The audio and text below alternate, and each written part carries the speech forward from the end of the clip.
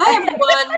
My name is Jennifer Cross, and we are here with two of the Andelin sisters, Kristine Hales and Dixie Forsyth, and they will be talking to us today about several different things, but we're going to start off with homemaking and modern day homekeeping. You could say housekeeping.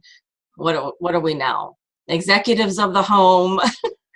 How do you keep it all together? Because the 21st century mom or housewife is challenged a little bit more and almost busier than, 50 years ago, because our kids are pressured into doing so many different things. And perhaps we all have jobs too, working from home or outside the home because of those demands expected of us. And then we have the problem of too much stuff. So what would you guys say to help us out? Yeah, Kristine, you were just saying before about something that our mother used to say. Aunt Marie? Yeah, our mother's sister, Aunt Marie. Yeah, this was back, right after the Depression era, and she was raising her family in Arizona, kind of up in the mountains, and she was a one-room school teacher, and they didn't have much back then. She had to haul her water up from the stream. And she was talking to my mom, and she says, modern women work harder than I did. How can that be?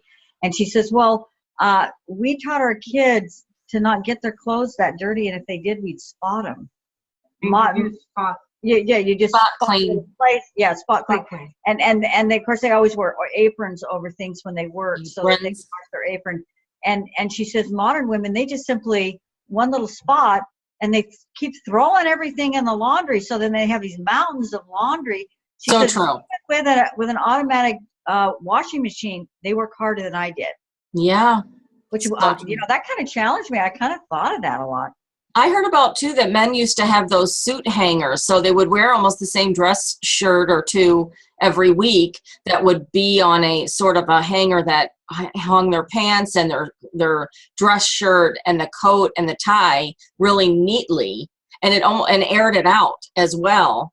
So People have more things now. We have way more clothes. Clothes are inexpensive. You can buy them at Goodwill places. You can buy them sometimes.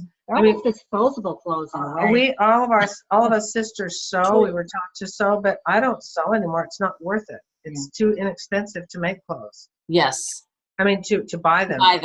It's really inexpensive. You can buy things for cheaper than I can afford to buy a pattern to make it with. That's true. So we own a lot of things, but I think the real difficult thing is so many women now are expected to and do have careers outside the home, which means you just have to work so much harder. Yeah. And we were promised in the second wave feminism of the 60s that things would be better for us, but actually when our kids are young and small, we have to work harder.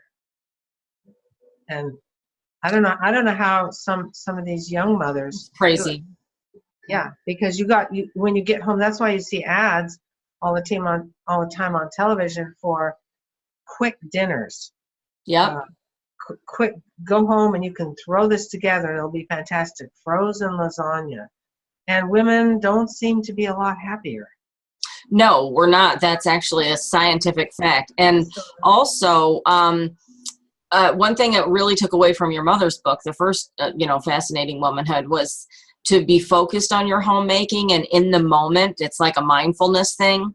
And even if it's something you have to do every day, it's so much more pleasurable when you're not always thinking of, I should be doing this or I have to be doing that, just to kind of eliminate things in your life that aren't important so you can focus on the homemaking, which but a lot of us really fun. A lot of us can't because of many different reasons, money and expectations and things like that.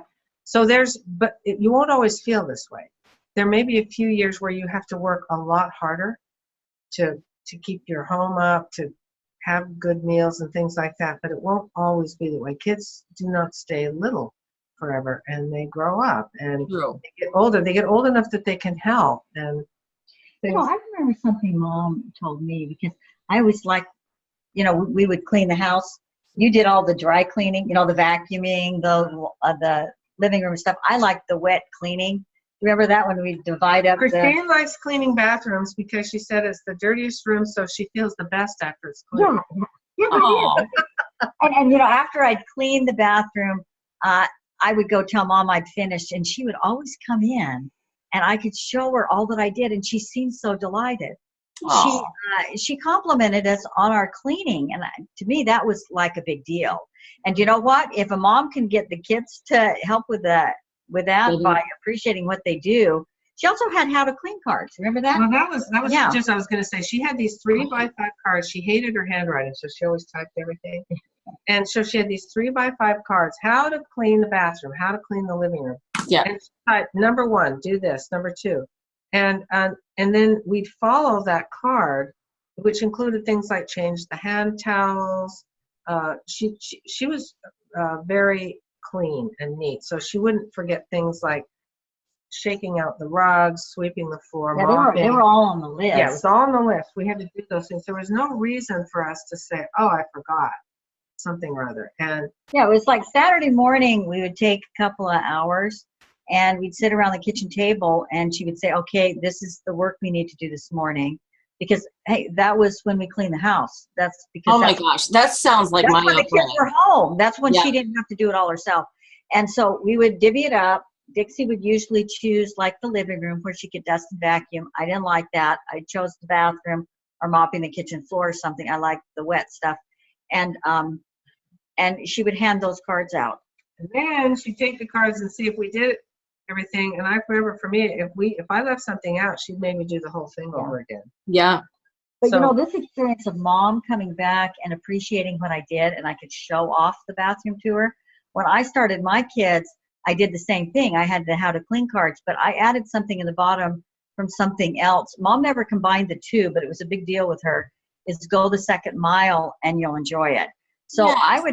I would do the things that they needed to do for it. And then I would give them a choice of 3 things that if they wanted to go the second mile, they could do one of those things. And when I came and saw their work, what do you think I focused on? The second mile one. That was just my nature.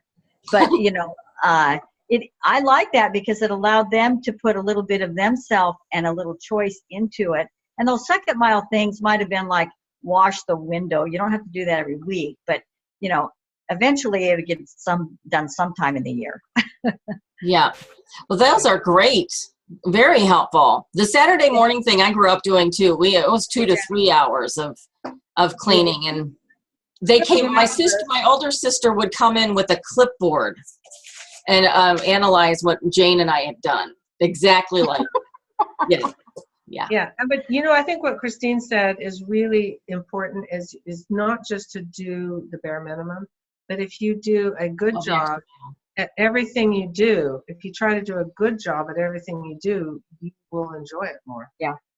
And I had 5-year-olds doing the dishes, and there were things like on that list, and it was right in front of the kitchen sink, and they had wash out the dish rag at the end, wipe the cabinets. They did it all. And I was kind of amazed at how much my 5-year-olds did, just because I sort of expected it. But I did have a lot of children, and I couldn't have done it by myself. And so we would make it kind of fun. I would have special aprons they got to wear that were fun and colorful, and we'd put them that's a on. great idea. And usually I would start it by singing "Whistle While You Work." Oh and yeah. We were just dotting through the house, and it did make it fun. Or sometimes if they didn't want to do it, I would say, "Okay, we just got to get it done." And so I'd say, "Let's see how fast you can do it." I tried to make it a game, and I would count to see how fast they could do it, and that usually got the kids darting in all different directions. And Mom's mom would say things like, "Let's sail through the dishes." Yeah, let's sail. She'd make everything sound fast and fun. And Aw. she'd say, "I'll do it with you." And everybody liked doing things with her. Of course. Yeah. I think homemaking is a little bit of a mindset. Sometimes we feel like it's the monotonous, awful thing that we have to get through so we can do the funner stuff. Mm-hmm. And I feel like I was fortunate because Mom did kind of make it fun, and it was just part of what we did. But it was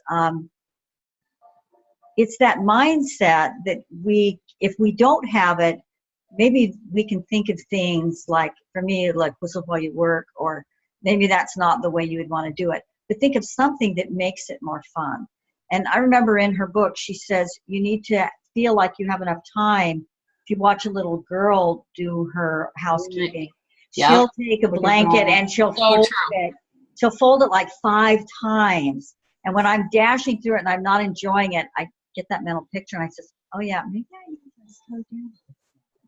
Maybe I need to be thinking about something else I'm going to be doing once the kitchen is clean. I also, I really like candles. So at the end of the day, I found it really discouraging to me because everything I did that was beautiful ended up in a mess.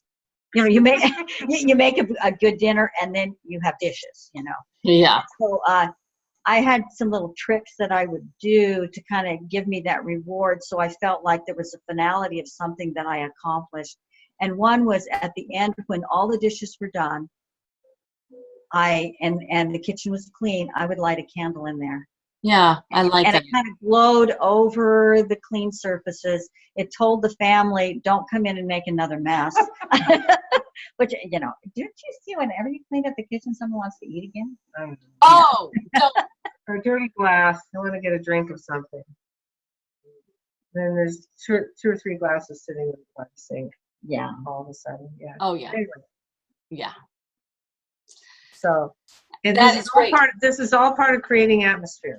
Yeah, and these were great tips. Ladies, take notes on this one. I'm going to make sure to put that in the title because these are great ideas. I love them so much. Everybody, please comment below if you have questions. Thanks so much. Take care, and we'll see you soon. Bye-bye. Bye.